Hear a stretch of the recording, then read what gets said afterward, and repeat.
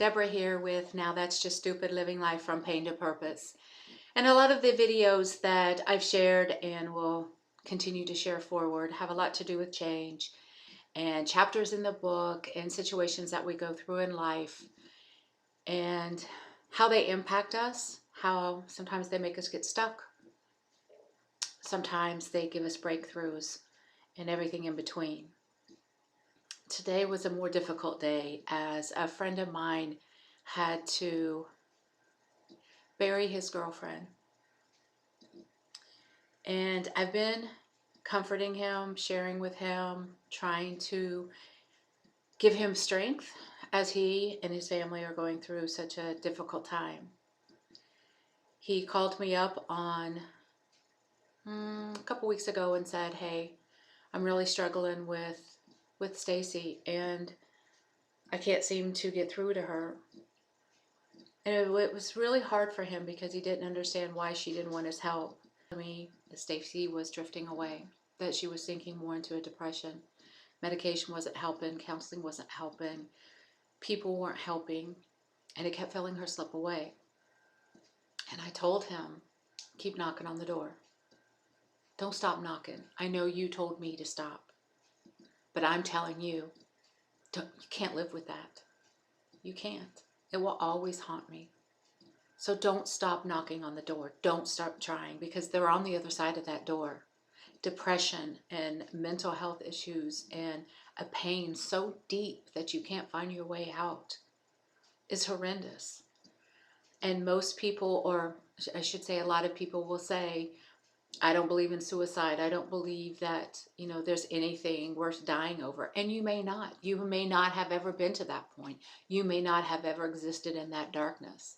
For those that have, for those that have come close to that, for those that know that darkness, it's a whole different world. It's one of those situations, until you've been to that point, you truly don't know. You truly don't understand the breakdown. And she was to that point. And there was nothing that was helping. But I told him, continue to knock, continue to knock, continue to knock, continue to knock. No matter what, keep knocking. And come this past Sunday, he said, I knocked on the door. I knocked, and she would not let me in. He goes, I became so frustrated. I just told her, if you don't let me in, I'm gone. I'm leaving. And he left. And she ended her life. And she wrote a letter and told him, I was just waiting for you to leave. Go in peace, so I can go in peace.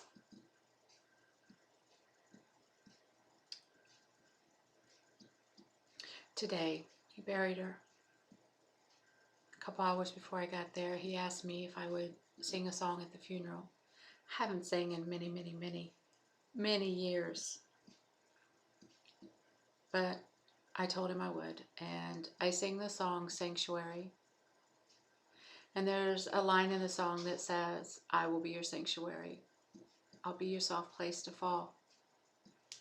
I'll be there to carry the weight. And I'll be your refuge for it all.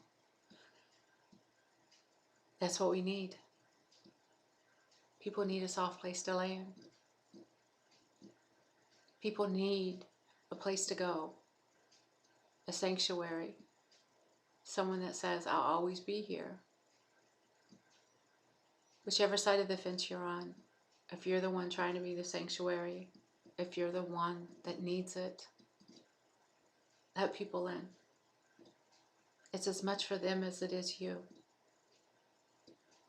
And now he laid his love to rest. And they have to go on and pick up the pieces and figure out, how do we get through this? What could we have done? What would have made it better? What would have got her help? What would have? The what ifs would eat them alive. And I assured him that that moment that she said, I was waiting for you to walk away so I could go in peace.